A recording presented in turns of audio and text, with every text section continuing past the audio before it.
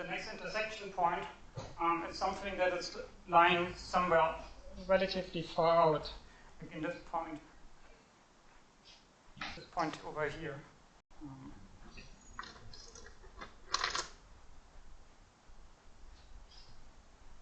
The next intersection point, which I call Q, is is not very close to P. So that's the whole. Or what I want to say over there is that this intersection point Q can't be like very close to P. It has to be somewhere relatively far away from P.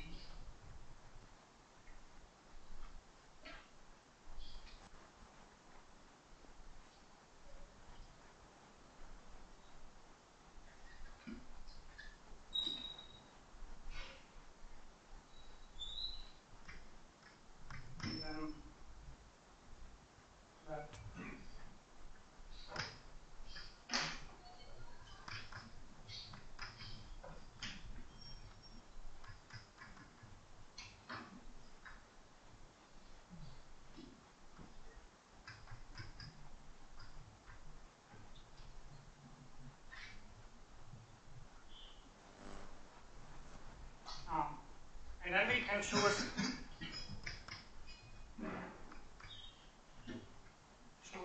another point. Let's call it P prime, which is laying on the arc.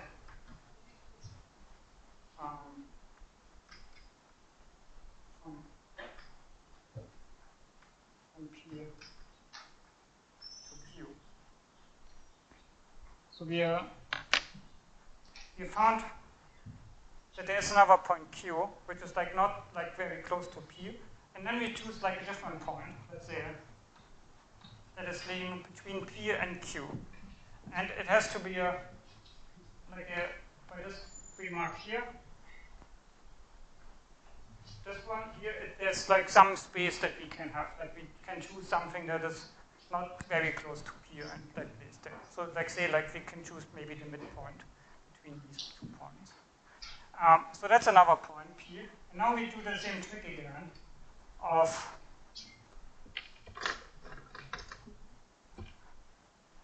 we draw the oscillating, the maximal circle, which would be, in this case, this part, which defines us then by the same argument, some point Q prime. And the interesting part here is that because of like this argument, what happens is that this next line can't be like it has to be like getting smaller and smaller, because otherwise these points would like accommodate. So what happens is that we do now the same trick again to get like something with 3 primes and a circle.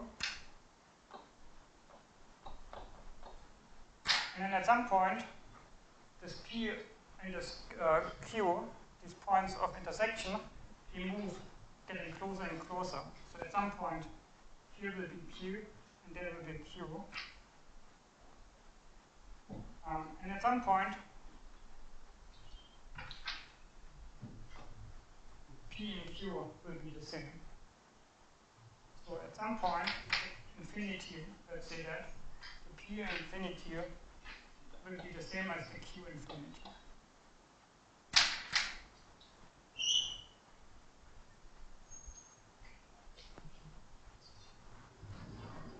So I write this down then. Iterate construction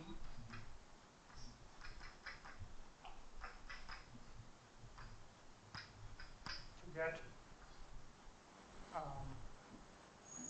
point P infinity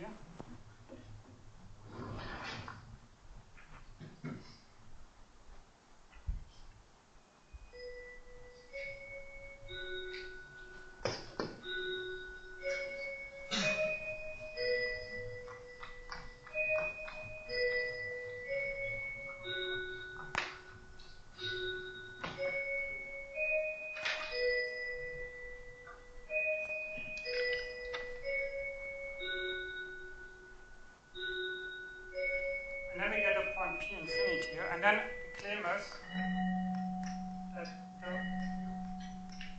oscillating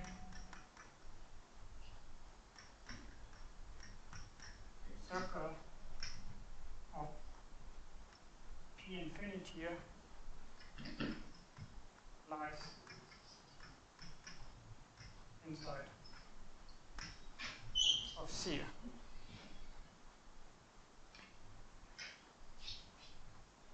And the reason is that we can combine these arguments that, like, on one hand, that this small q, they have to be relatively far away from P all the time. So this blue circle that we get here at the end,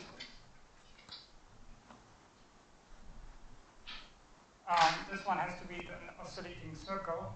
I mean, it can't touch us, like it touches like the Q, where it would touch is the same thing as the P again. It is kind of like shrinking argument.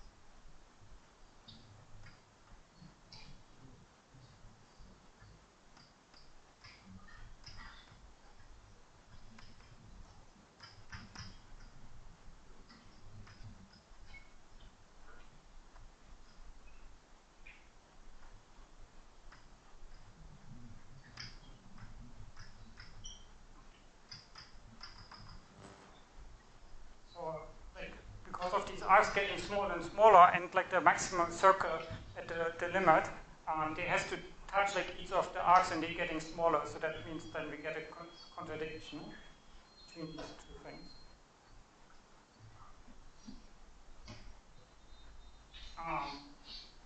And that's actually the statement that we want. Is that like the oscillating circle of P infinity lies now inside of the curve, and that was the statement that we actually want. We wanted to find like these points where the oscillating circle is in there.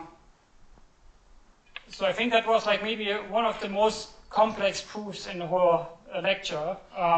So I just wanted to give you some idea of like how to construct these points. It's like there's a lot of technicalities which I kind of ignored, and it maybe like if you want to read it up, I give you some notes to lecture notes where the proof is like displayed in full detail. But like the main point, what I would like to take you away from this whole proof, and actually all of what I would like you to take away, is like this idea of that you have like these maximum circles, and they define your kind of a series of points P and Q in these pairs, and then you just like iterate that construction and get like the arc between P and Q always smaller and smaller and smaller to get a limit. So that's a very nice like interplay between these maximal circles and these oscillating circles, and actually there's a whole range of geometry which is called like comparison geometry, where we compare like the curve or oscillating circles to different kinds of other circles and get some geometric information from that. So that's one of these examples where you have, like where you can compare the maximal circle to the oscillating circle. Yeah. So you might now wonder, like, okay, that's like a very beautiful result. Why should I care about that? Like, it's why should I care actually why there is an oscillating circle inside of my curve? The point here is that you get like very strong results that you can like about your curve. That you get like strong information about your curve. Essentially because the oscillating circle is something that is defined by the curvature at that point. So it's like a very, you only need to know, in order to know the oscillating circle, you only need to know the curve to the second order. So it's like a very small view, like it's like something that in the end could measure. But like the inside of the curve is something that is like very big and very large. And you can understand in some ways, like this large part, by very small information just about the curvature. And to give you an idea of that interplay, let me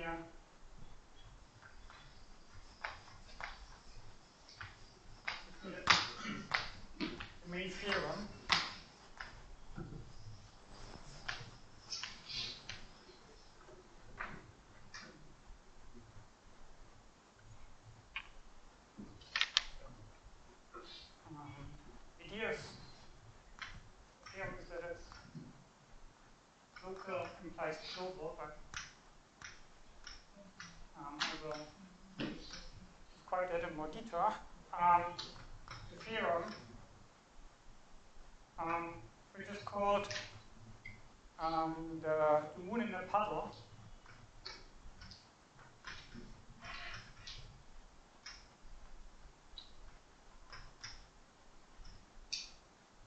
So, like I would tell you why that it's a nice name. It's actually relatively recently solved, which was given by Kastov and Ionen in 1959. So just to give you a comparison, like the Frege Serre frame that we discussed was developed by Frege and Serre around 1840, I think. So that's like about 100 years later. So it's not like stellar, absolute modern research, but it's still relatively young. Okay, so what is the theorem about? Is that we have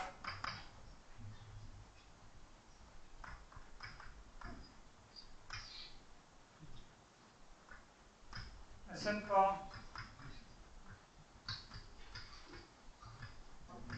regular loop such that the curvature is never 0.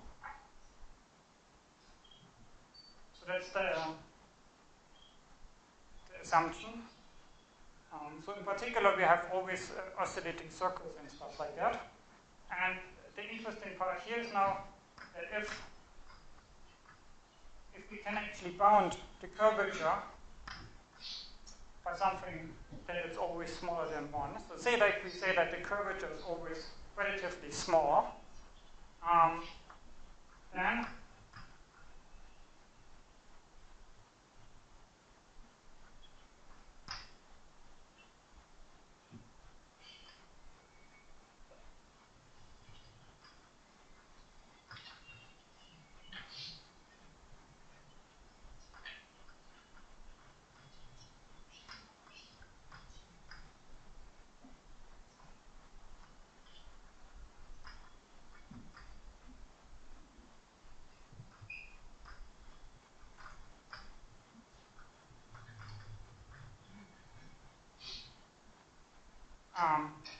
so if the curvature is bounded, then the curve contains a unit disk.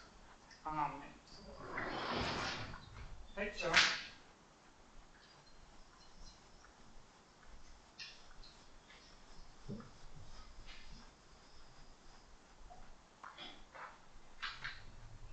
is this. We have like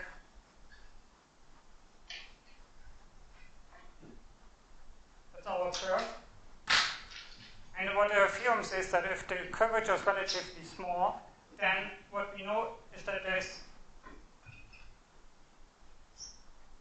a disk of radius 1 inside there.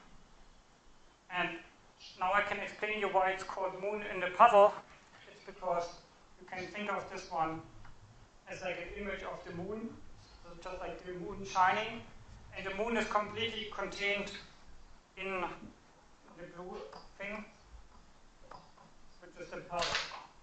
So that means like you have like the puddle on the street and like a moonlight, and here the moon is shining, and what you see is like a complete moon is sitting inside, very nicely inside of the puddle. So that's the idea, is that like the whole moon is contained inside of the curve. And really the important part here, and I can't underline that too much because it's like really like the whole point of why I discussed this, is that this information here is local. In order to know this one, I only need to know the curve in a very small neighborhood. I really need to only have like the first and the second derivative of the curve. Like that's very, like that's an ant can measure that somewhere. You only have to look at like very small part of the curve, and then I say, okay, this one is, the curvature of that curve is like relatively small.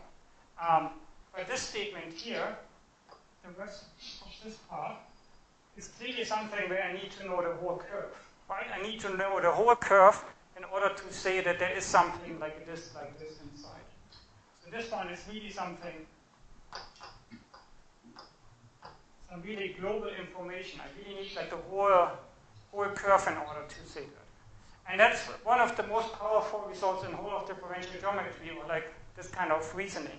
That we measure certain things like curvature, and deriving from that curvature, we can derive results about the whole geometry of our curve. And maybe to illustrate why result like this one would be like why you think that like, this result might not be true. For example, we can look at like curves that are relatively flat like this, and then we can't fit in like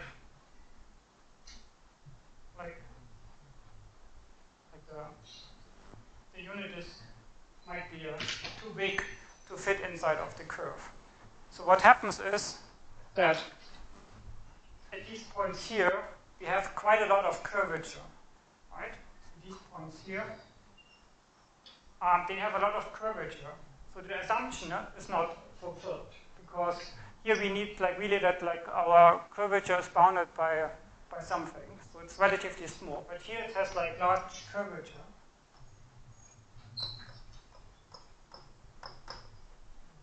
But the interesting part here is that like because there's one or maybe 2 points where we have like really large curvature, doesn't mean like something like global is happening, namely that this super like unit is not fitting inside of the curve. And that's really just because at some of the regions we have like a lot of curvature. So that's the very interesting part, is that like something where we control these kind of like small local information, we can like conclude something about the whole geometry of the curve. So that's the kind of theorems or like results that are really interesting in geometry usually. So let me show you how we can conclude this theorem by using this result that I've proven before.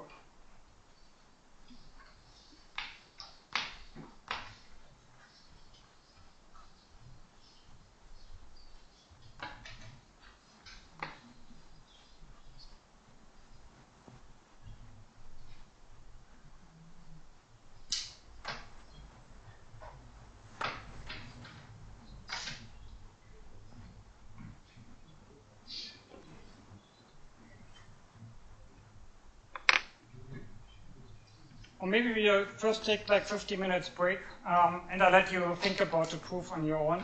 Maybe you have some ideas how to use this result that we have here in order to show this theorem, or to conclude that. And then we start like in 15 minutes, so 25.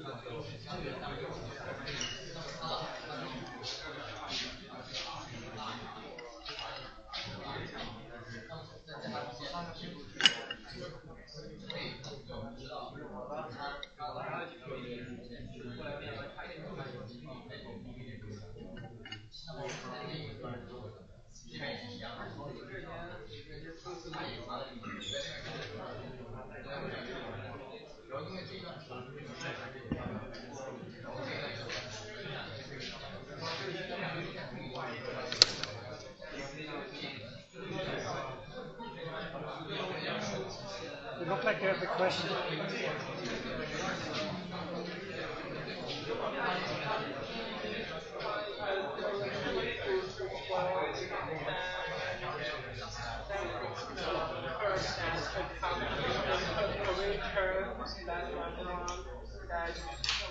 We must have an oscillating circle that inside the loop and it can contain this.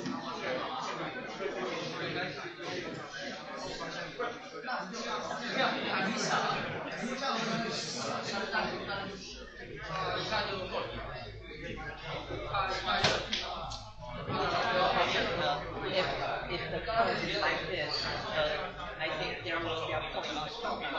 If there is and at this point,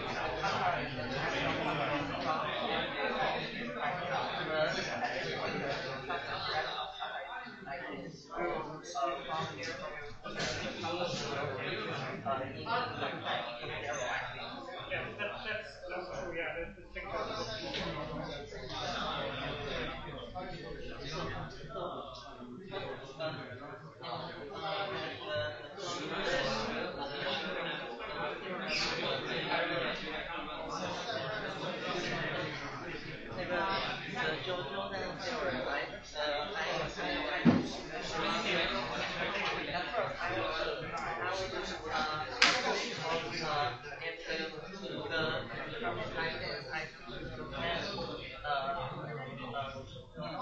at this point, the magnitude oscillating like this.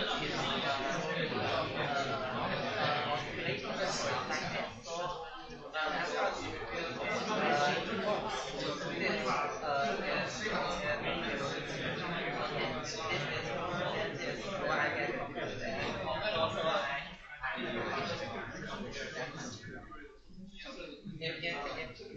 someone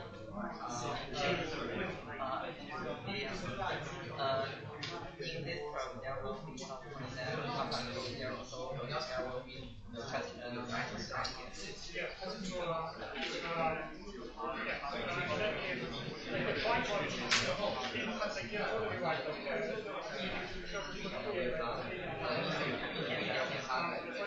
What I really needed to know is like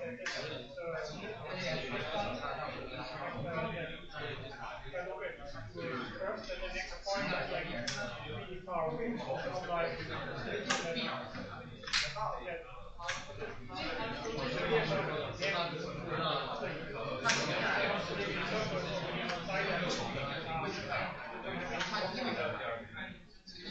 maybe what I would want to prohibit is like something. We have a situation like this where we're standing close by a point where the maximum signal is hitting very close by.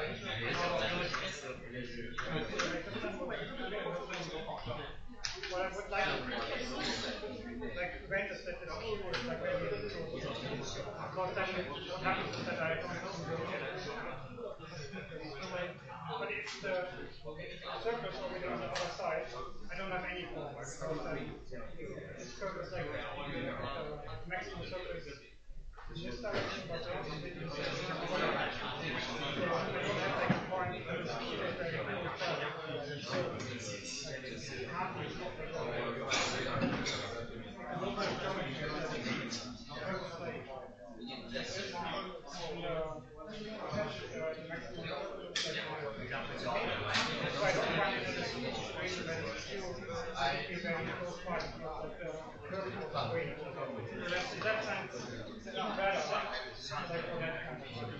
that's the one year moment by we can compare but like you're right. That's what I meant was like sometimes like I use some of the keywords like okay what happens if that because I try to minimize like mathematical videos but it's good that you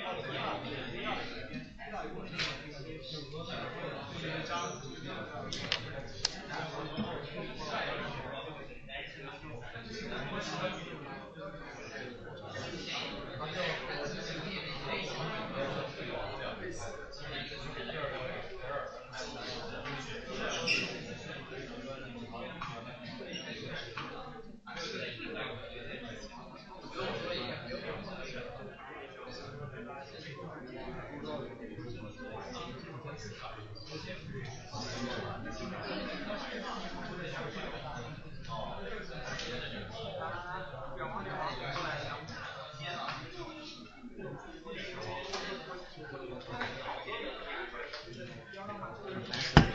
excuse me.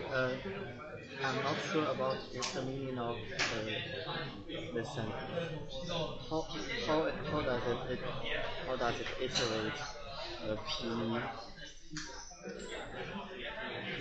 I don't know how the 2 points move to the same end. You mean like the P and the Q? All right.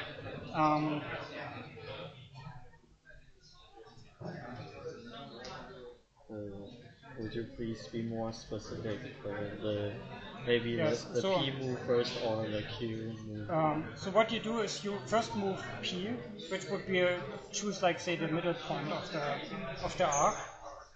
So that's always moving. And then the Q would be just the point where the curve hits again the maximum circle. So they move in turns or they move together?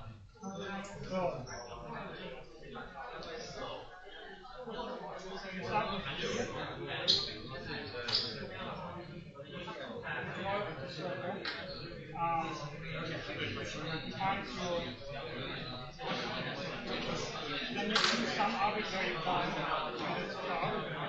Here's some points. Then you draw a maximum circle. That. And then this defines your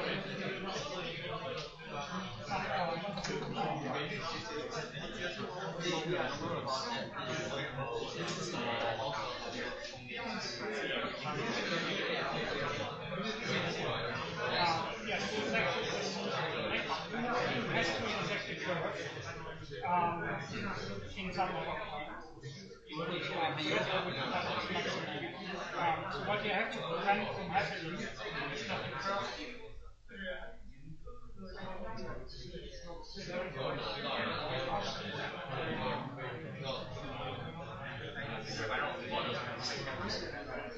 what you want to prevent is that this circle here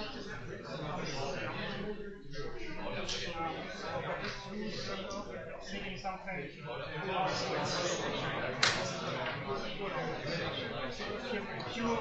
what you want to argue is that Q prime is always on the same arm that you get something smaller. So how do you do that? By looking what happens if you have Q prime, then Q prime is draw a circle in here. Now it gets super complicated. And then you count like the intersection points between these two circles. You see that this one is outside, so this one has to be 1, 2, and somewhere in between you get. You compare the hard part to draw it because that makes sense. What you do is essentially you compare the maximum circle at P and the maximum circle at Q prime. And you assume that Q prime is the same outside there. What you then show is that there's at least 3 points where there are these two maximum curves. The circles intersect. So the circles have to be the same. The two circles that intersect at 3 points have to be the same.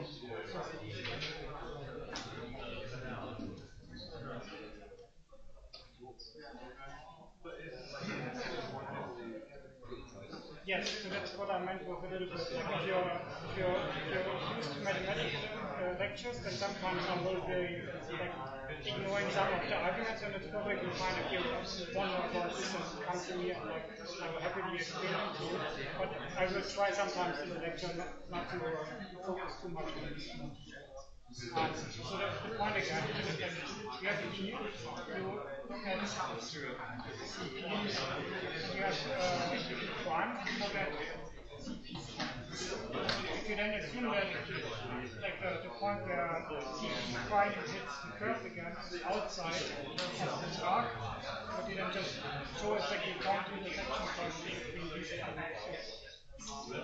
And like you have to really intersect the 2 points if they move outside. If they would move outside, then there would be one where they intersect, the second one, and then the third one somewhere. So they have these 2 points where they intersect.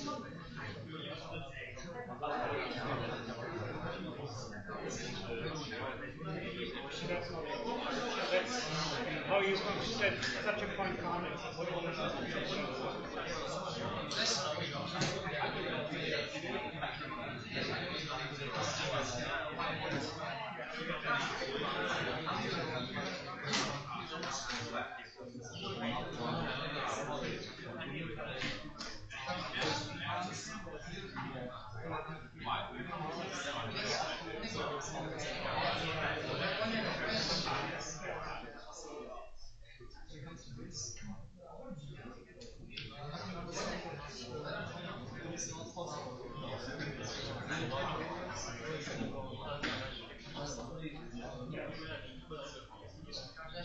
So yeah, the oscillating circle is contained in this loop.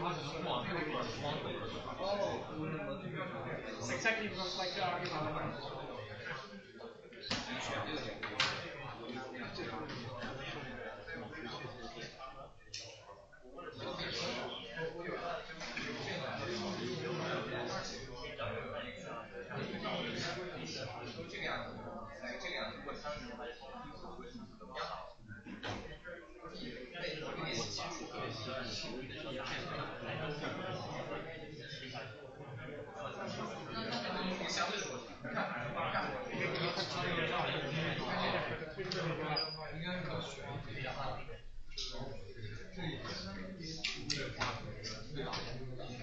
Okay, let's continue.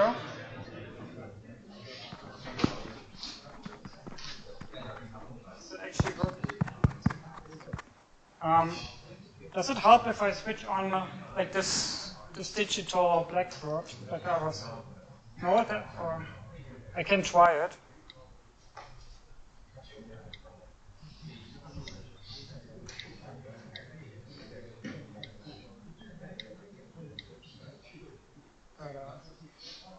Okay. Or not.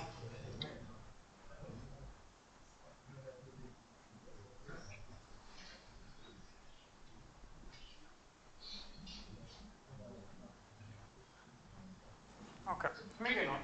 Okay, then just continue like normal. So we were like we stopped at that point where we had now this theorem, and we would like to conclude that this theorem follows very easily from this result. And in fact, it's very easy. It's just like one small argument.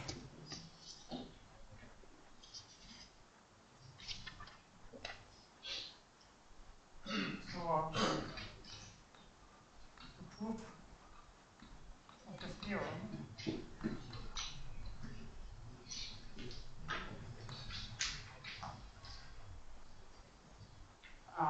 so according to the previous result that we have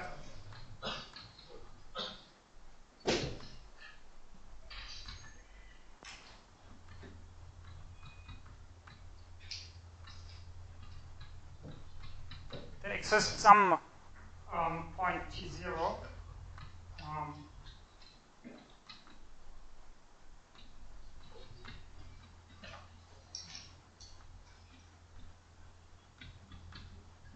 some t0 such that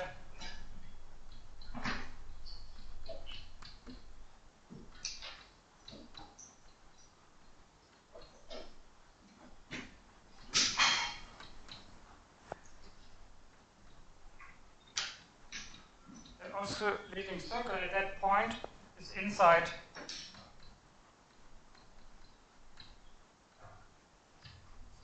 of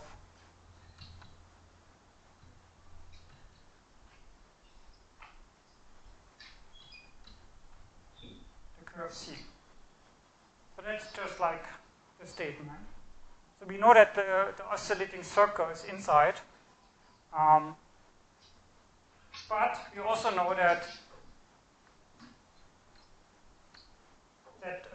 the radius of that circle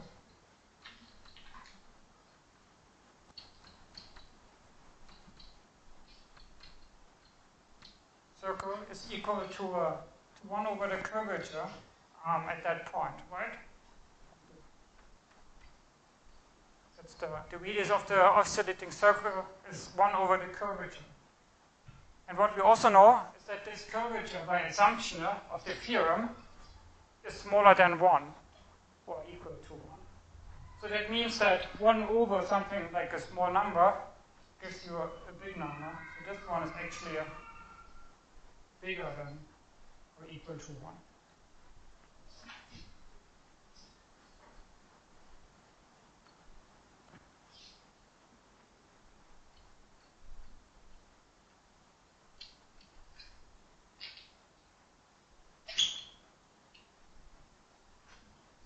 So that's already the proof, right? Like, because we now found that the oscillating circle is contained inside of the curve, and at the same time that the radius of that circle is at least 1. So at least the unit circle, which is like contained in an oscillating circle, is contained in the circle in the curve C. So this picture that I draw here, you can actually refine that and say like the moon is always like the oscillating circle in some way. So,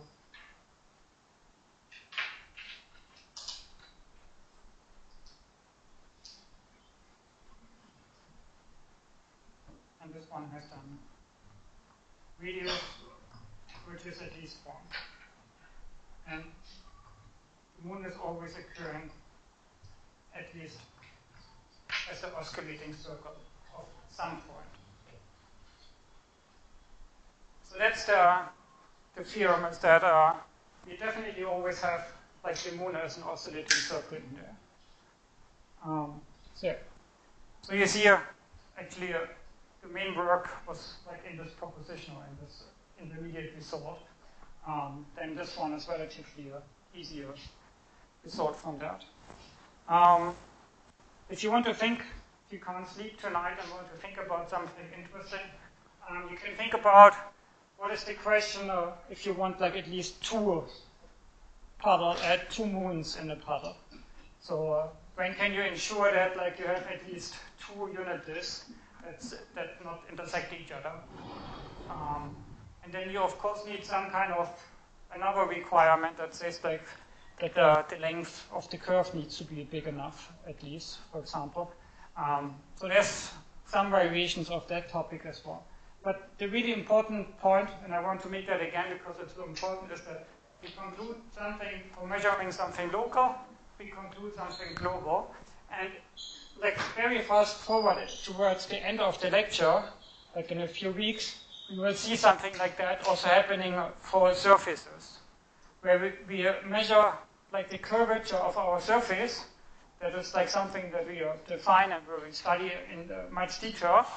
And this local information about the surface will then tell us something about how many holes there are in the surface. Like how many, like if you imagine like a donut that has 1 hole, if you glue kind of like 2 donuts next to each other, then it has 2 holes. And like for some reason, the curvature, that is something that is just like showing you how like locally the surface is curved and bent, tells you then how many donut holes you find in there. So that's will be something very similar of like this kind of result where you have like some local curvature information that tells you something global that is something kind of nice. So I just wanted to give you already some like very simple version of that theorem. Good.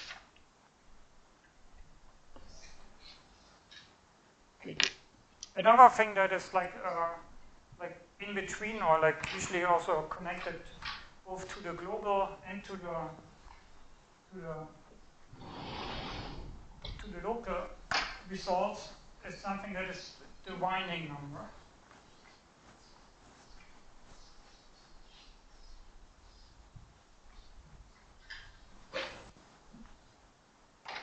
And that's just like the number that it measures how often the curve winds around a certain point. So if you imagine you have like one loop and like you fix a point in there, and this one is winding around that point like once. But if I do kind of double, then it's winding around twice. And then you can say, Okay, it's not working, but I guess you get the idea. If you do it one more time, then you wind around that one point a third time. So that's kind of like this measuring of that information is called the winding number.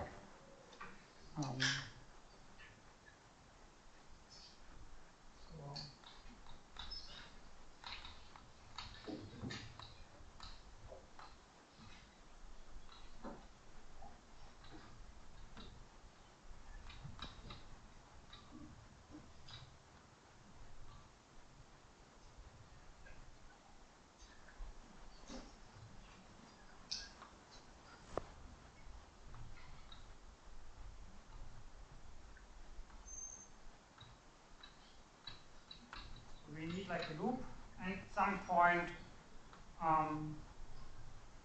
which is not on the curve.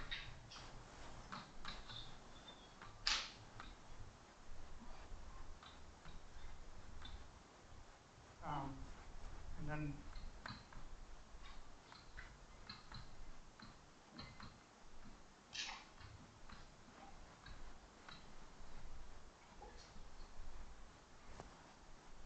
that data, which is usually called W, and is relative to that point.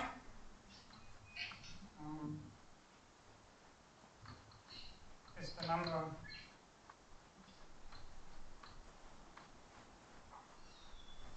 times the curve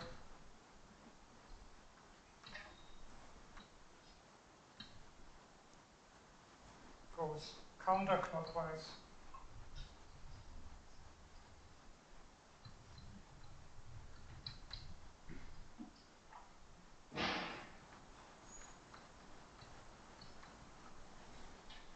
around a given point. I think it's best seen with some examples what this definition says.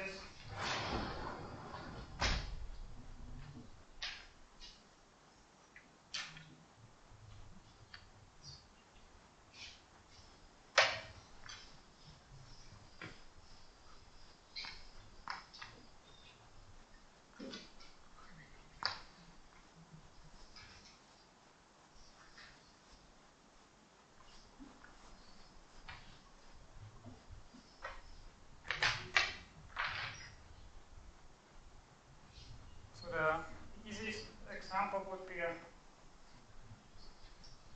like a simple curve. The important part here is now that we also need like an orientation. So we always say like that the curve goes to one in a certain direction. So this one would be the curve goes around P0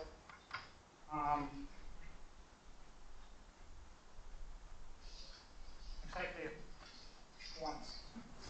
That's like pretty clear. But it also really depends on the point. So if you say like say P2, then the curve doesn't go around P2, right? That's pretty clear. So the winding number is 0 of that by definition. And then maybe one more example.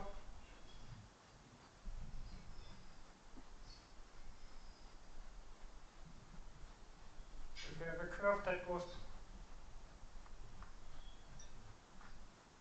around like this, what is the winding number of both of these points? This one is P1, and this one is P2.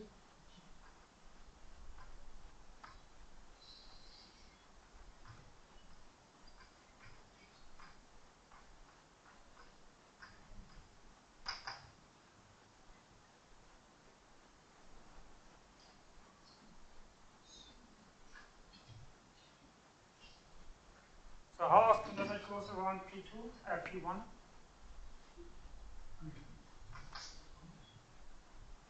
Yes.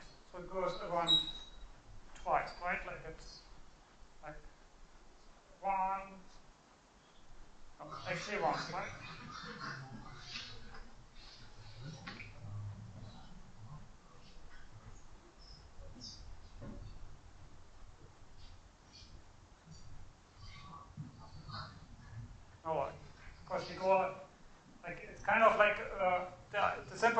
is like to recognize that it's kind of give yourself like a direction, and then kind of like record how often you go past that direction. So like if you start here, you pass once, and then you pass here a second time.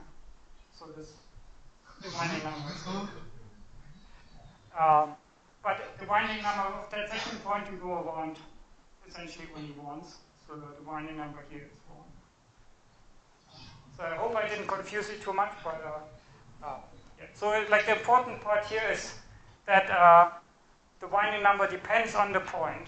Like that's clear in both of the examples that like depending on the point, I get a different winding number.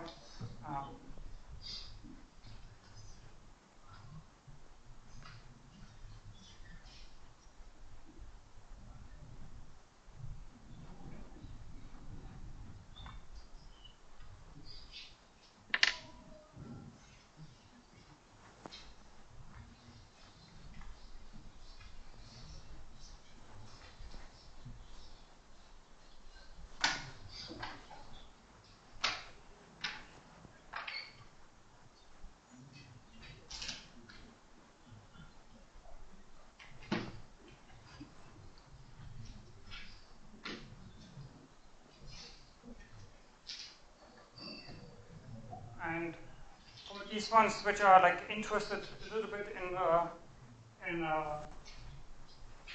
mathematics, you can like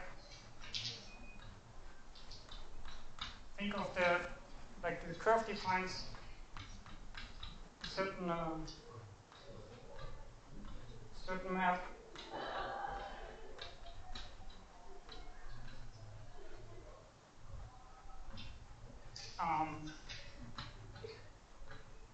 So that's maybe like a side remark for people interested. So you can define a map which is defined on the circle, which essentially because we have a closed loop, which goes from the circle into the circle. And there's something in mathematics and topology which is called the degree of a map between two circles, which essentially records how often you run around one circle runs around a second circle. And you have this curve, which by normalization also takes 1 and S1, and the winding number of this is equals to the degree of this map.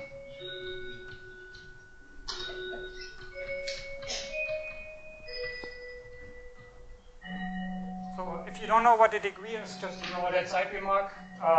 Otherwise, that's something maybe interesting for you to think about. Would like to record some properties.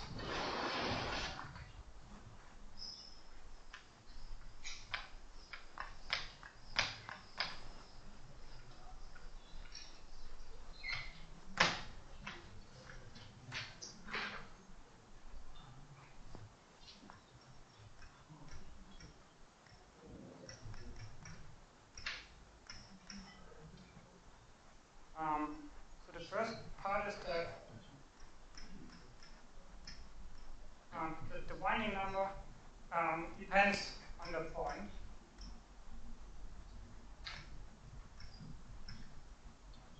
That we have seen in the examples. Like I can take the same curve, but the winding number depends really on the point that I choose. There's something of where it's actually independent, and that one is that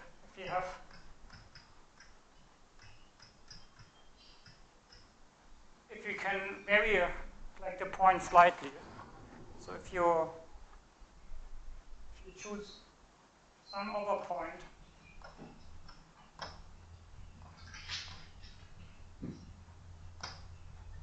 then the winding number around this point and this point will be the same. Same thing at the points between here. And also similar, I can choose like a different point. But the important part is I can only vary the points as long as I don't pass past like the curve limit. So if there is a connection between these points, and this connection does not intersect with the curve again.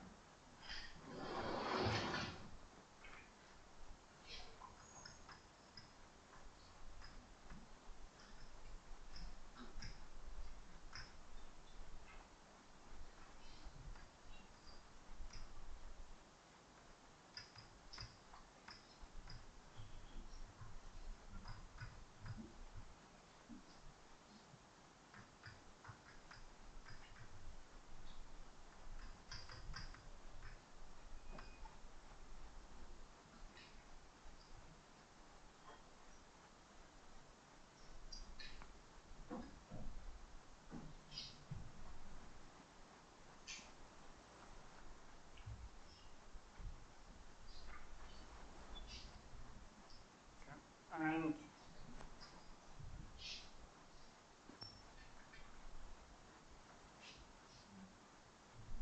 it's maybe not like too important because I run kind of out of time, but like the important part is that there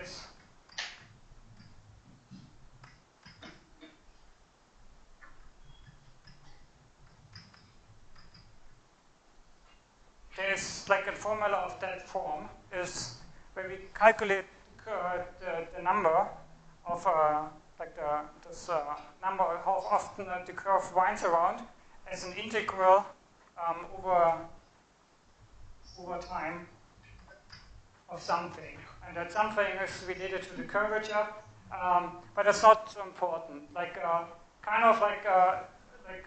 yeah, if you're interested in that, you can look that up in books. But it's kind of cool to know that that you can represent like something that is discrete and that counts how often you turn around as like an integral over time over a certain integrand that's relatively complicated.